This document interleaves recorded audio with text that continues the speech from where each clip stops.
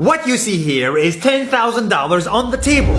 You can take this money as a loan, but I will charge you a little bit of interest rate.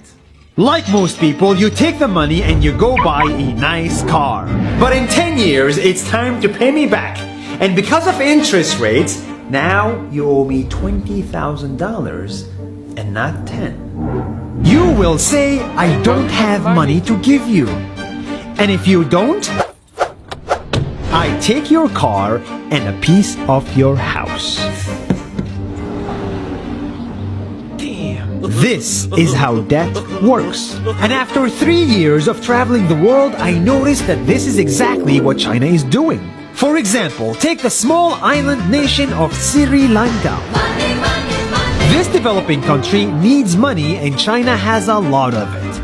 So Sri Lanka took billions of dollars in Chinese loans. It was easy money just there to be taken.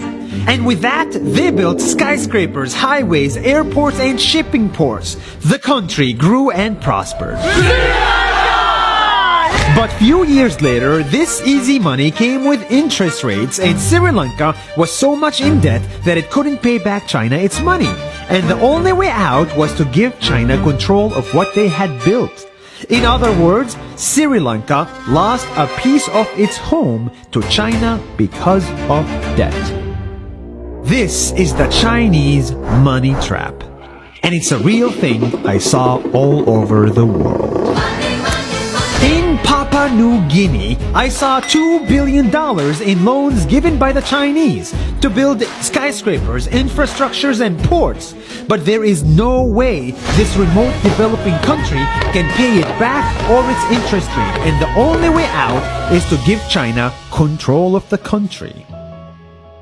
In the Maldives, Pakistan, Malaysia, Laos, Kazakhstan, Mongolia, Egypt, Kenya, and South Africa,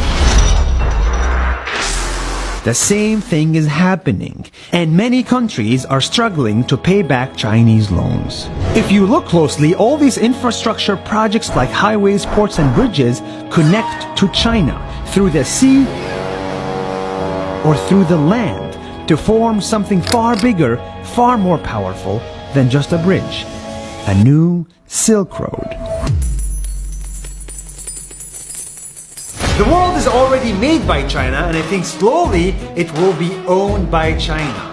Don't get me wrong, building bridges, ports, highways, and airports is a great thing for the people and the country, but they come at a very high cost. And when these countries can't pay back the loans, these countries will lose their homes. One thing my parents had taught me is that there's no such thing as a free lunch or a free ride. So if we're not careful with our money or other people's money, then we better start learning Chinese. Xia Qiu Qian.